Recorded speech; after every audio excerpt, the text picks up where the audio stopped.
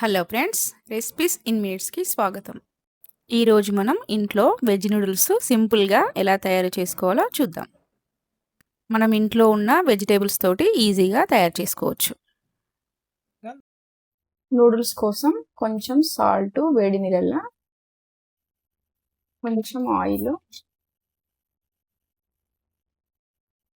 కొంచెం ఆయిల్ వేసి మసలనిద్దాం.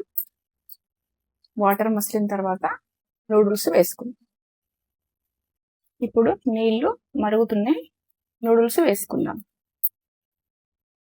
నూడిల్స్ ఉడికినాయి, నీళ్లు పంపి పక్కన పెట్టుకుందాం కొంచెం సేపు.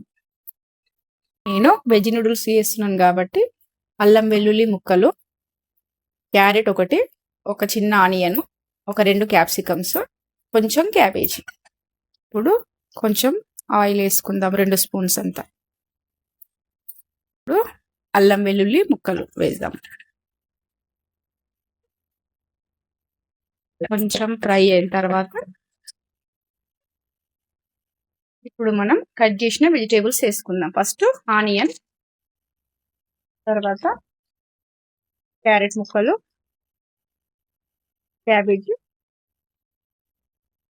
క్యాప్సికమ్ వేసి కొంచెం ఫ్రై చేద్దాం.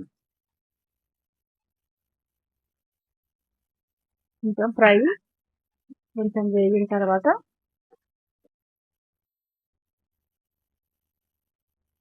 ఒక 5 నిమిషాలు వేగనిద్దాము.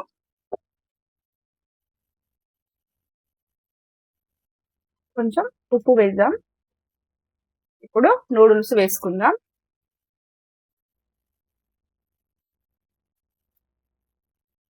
ఇప్పుడు కొంచెం పెప్పర్ వేసుకుందాం, మిరియాల పొడి,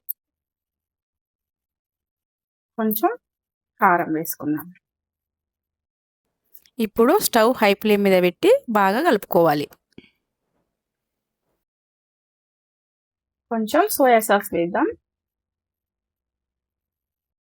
హై ఫ్లేమ్ మీదనే బాగా మిక్స్ అయ్యేదాకా కలపాలి.